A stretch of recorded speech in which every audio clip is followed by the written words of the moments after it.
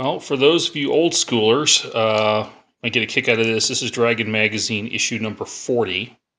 I went through my collection this weekend and I bagged them up and sorted them out and pretty much got them taken care of. There's a few I'm missing in sequence, so I have the feeling they're probably stuffed away with some of my other things, like maybe with my Avalon Hill General collection. But anyway, we'll see about that. So that was something I had to do. So anyway, what I'm doing here, it's Monday, November 3rd, and the plan is to go to Tucson Comic Con this upcoming weekend. And I want to wear the armor, but as you can see, the leg pieces are just falling apart. And I mean, what's going on here is, I've got the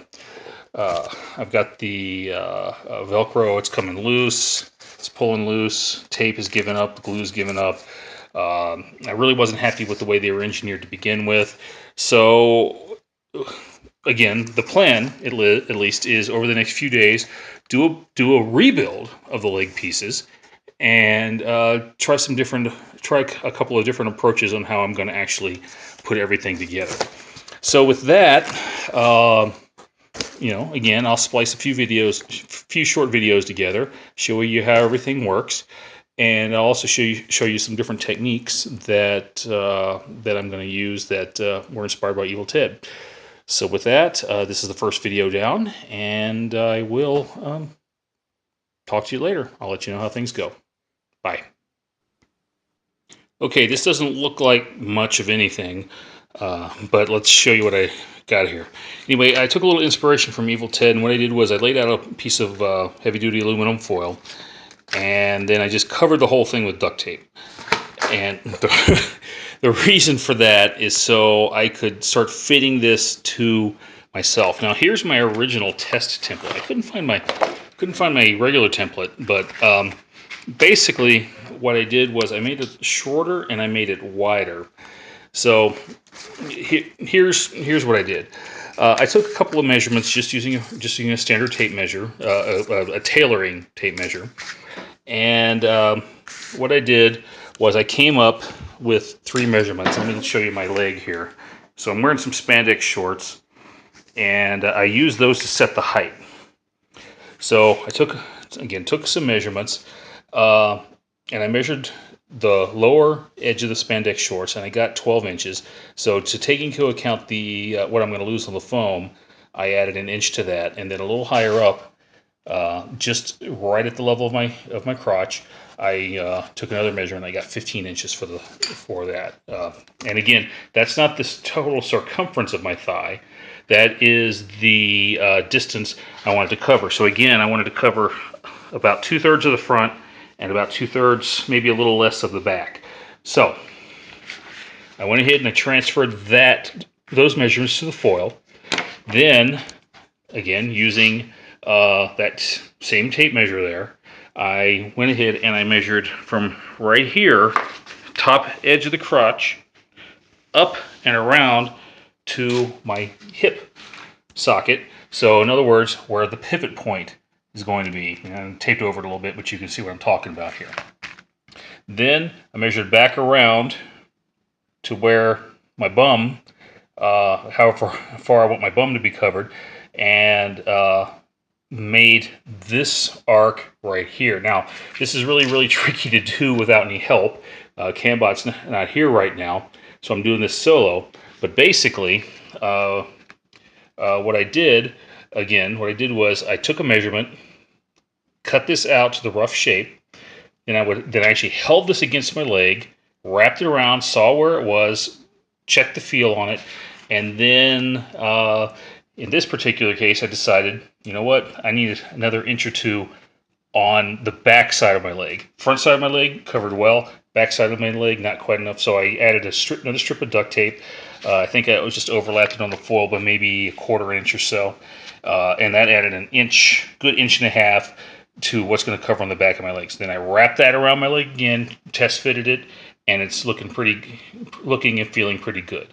It's not as exaggerated as this template is.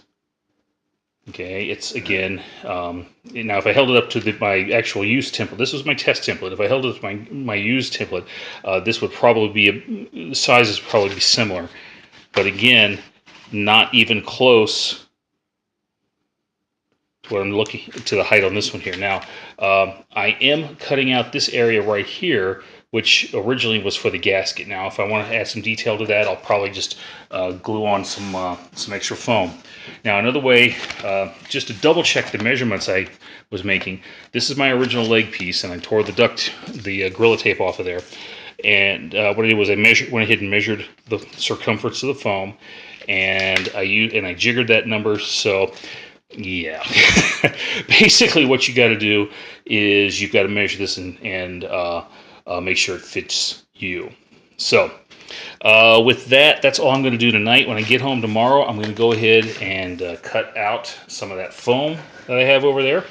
And I'm hoping I'm not going to waste too much of it. So we'll see. So that's it for now, and catch you next time. Bye. Okay, next update. I found the template I was looking for. I dug through the bag of templates like 3 or 4 times, and I just kept going past it. But anyway, this is the actual template I used for what I cut out and what I wore. And this is the template that I made using using the foil and the duct tape. And as you can see, the width on it is about the same, maybe a little, maybe just a, maybe a 1/4 inch, 1/2 inch longer. On the other hand, when you get to the top up here, there's not as much exaggeration that goes up and over the hips. However, there is a steeper curve right here that should be covering up the buttocks. So I also don't have this little tab right here. So again, this is like I said, this is an experimental piece, and we're going to see how this works out. So I don't expect it to come up as high. But again, let's look at it this way. This is the upper curve right here, and this is the lower part. So basically what I have done with this template is I have cut out this center area right here. So this part of the new piece is going to ride a lot higher up on the thigh. And again, like I said, that curve at the top is not going to be as steep, but it's still going to be there. Now, one thing I did do is, let me get all this out of the way real quick. One thing I did do was I went ahead and I made a few marks on here, and they're going to be a little hard to see. Well, maybe not. Okay, so anyway, here's the horizontal mark right here, and then I also, which is equivalent to this, and then I also marked out the pivot point.